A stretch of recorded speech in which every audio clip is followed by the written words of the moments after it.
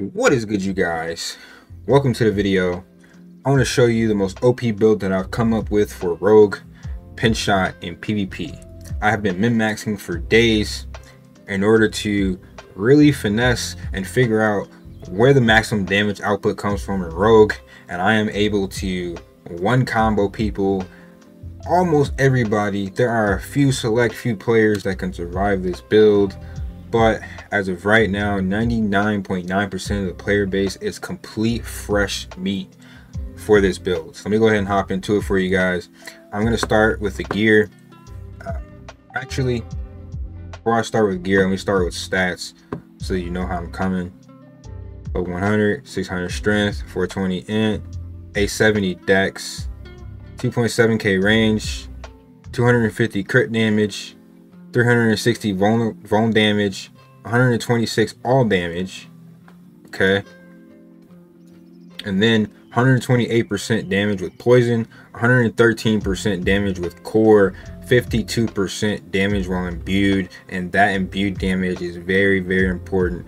24% dodge chance, 6% dodge to close, and then all damage reduction 8%, damage reduction from close 52%, damage reduction from distance 60%, damage reduction from poison 13%. Those are my stats, you guys, the most essential stats. Now first, my gear, or next, my gear. These are my two alternate pieces. I'm alternating between this glove with critical strikes, give me poison imbued resets on my poison imbue, obviously. Intelligence, pinch shot, crit, and attack speed. These gloves are really good. The attack speed is not max rolled. It's almost impossible to get max roll attack speed. I've gotten so many gloves and I just cannot get max roll attack speed and max roll crit or near max rolled. Even these gloves right here, it's mid rolled attack speed. It is min rolled vuln damage, but it is almost max rolled on my shadow clone. And that shadow clone is really what makes the poison shadow clone build pop. You don't need the double imbue from shadow clone because shadow clone already does 60% of your damage with this glove. That brings it up to 88% damage boost when you shadow clone, meaning your poison imbue is important, but just boosting your overall damage from every skill that you pop up from the shadow clone is going to give you a huge window of burst, which is what you're going to need in order to fight certain targets. Also, the unstoppable buff is really nice, and it also gives you shadow clone even when it's off cooldown, so it kind of balances out that weakness from having a long cooldown on shadow clone. All right, my bow. This bow is damage to poison enemies, damage to distant, vuln, and crit. It is 813. But honestly, a lot of times I like using this bow more because it has damage to distant core skill damage, meaning I can do 50%, 55% plus double the amount for my poison imbue if I proc certain aspects and certain glyphs. But plus vulnerable damage, plus crit damage. Crit damage almost max. Vuln damage is very close to being max. Core skill damage is very close to being max. Damage to distant enemies is okay, but you know, it is what it is. Yeah, those are my two bows. Both of them have imbuement on vulnerable. This, like I already explained that. Explain my glove, so I'm gonna start with my helmet. Basic attacks grant DR, dex, armor, poison imbue, strength. Chest, damage reduction, total armor, damage reduction from close, damage reduction from distant.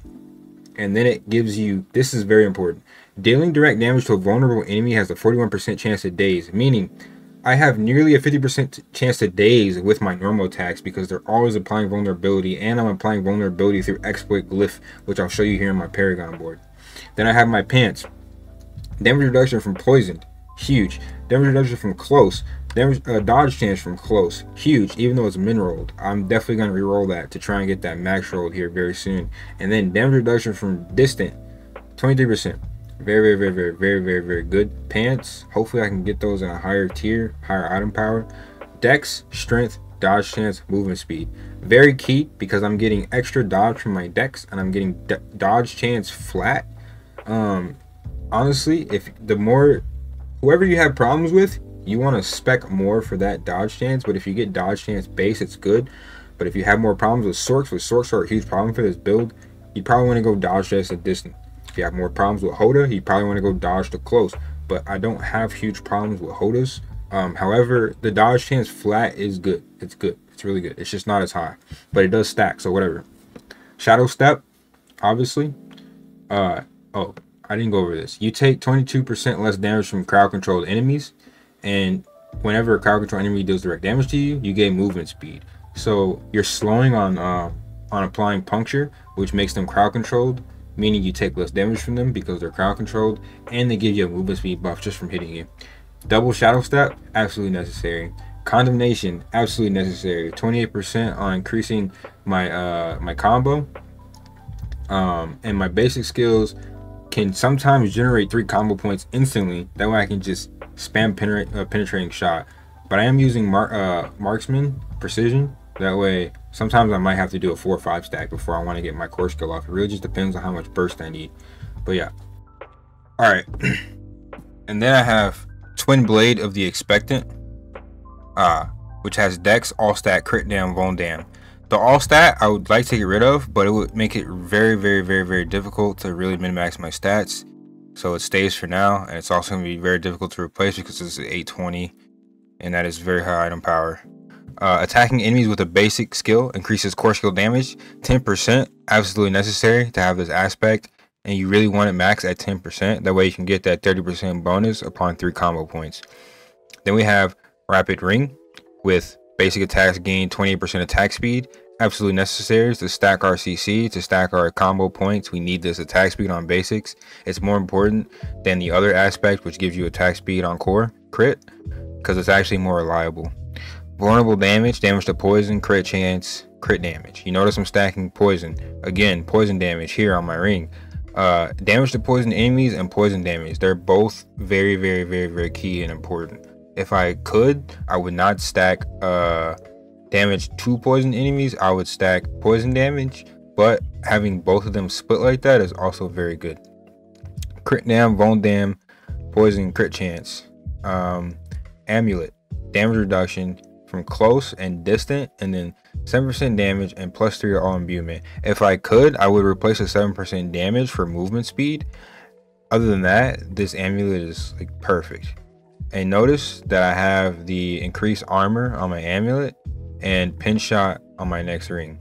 Increased armor on your amulet is very key important if you want to really fight heads up, toe to toe to those heavy hitting targets like barbs or even 1vx. You know, you need that extra bit of armor to stack in case you don't hit dodge. That's how you see me surviving at 10% HP, 11% HP, because of my armor, because of my dodge, and then I can heal when I can actually attack. But if you get CC'd and you don't have an unstoppable, this armor is going to be so essential. It will fade over time if you don't attack, so make sure you keep your attacks up.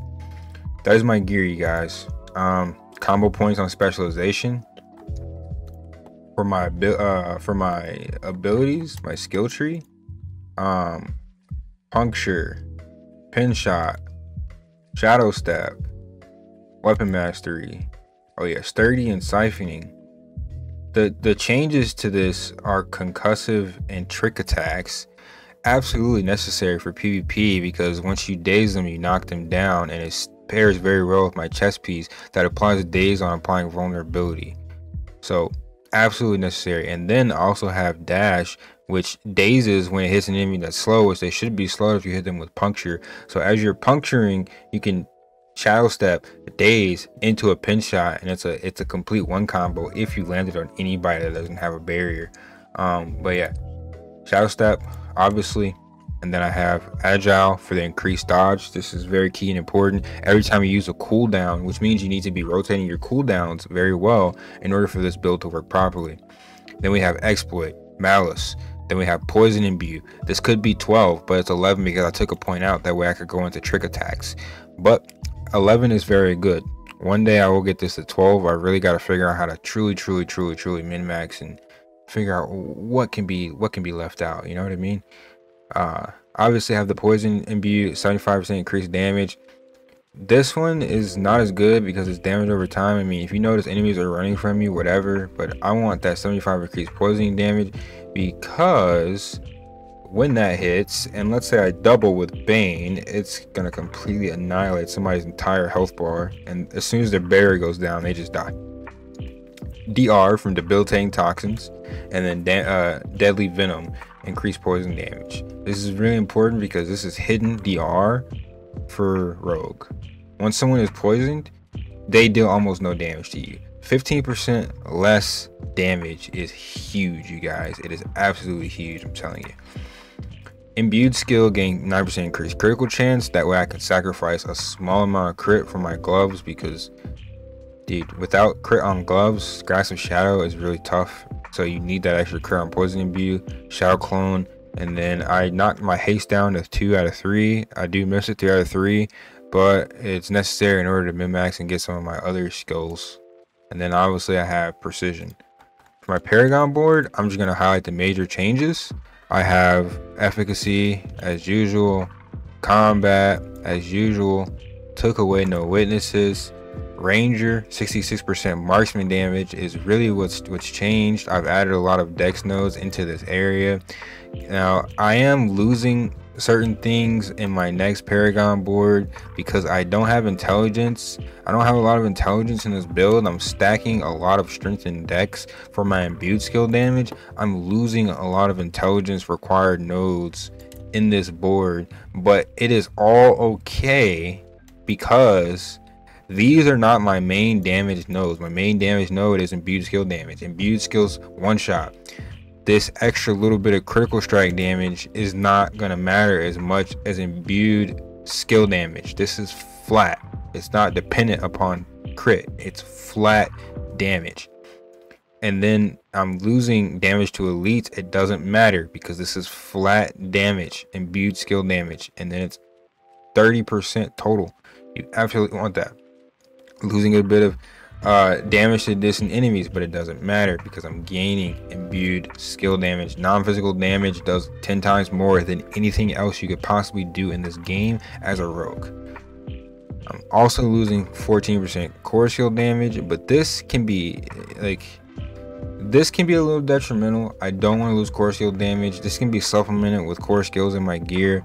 It is very sad, but it's all worth it for imbued skill damage. I'm telling you, you will gain so much more from sacrificing stats for this imbued skill damage than you will going into int for these other small multiplicative stats. Even though they are multiplicative, they are very good. You can min-max towards those, but for me, I prefer to go for strength and dex because strength is also armor, dex is dodge. Those are my main two stats anyway.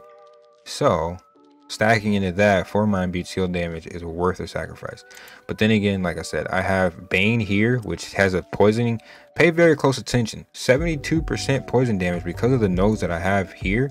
Because of the nodes that I'm stacking. I'm stacking so much strength in this board. And then I am getting a 10% chance to double the amount of the damage over the duration. If you double that damage, and then you add 75% of that damage on from my skill tree, people just delete. Sometimes I one shot the boss in the PP zone when that procs. It is so insane when it procs. You'll see people disappear, son. 37% vulnerable damage is really good on exploit. But yeah, that's my Paragon board. That's my stats. That's my gear, you guys. If you have any questions, comments, concerns, please drop them in the comment section. And if you guys want to see a full PvP video of me fighting nothing but level 100s, please get this video to 50 likes and I will drop a PvP video of me fighting only level 100s. Strong players of the 100s, the strongest players I can find, will make an appearance in this PvP video. Thanks for watching, you guys. Peace and love.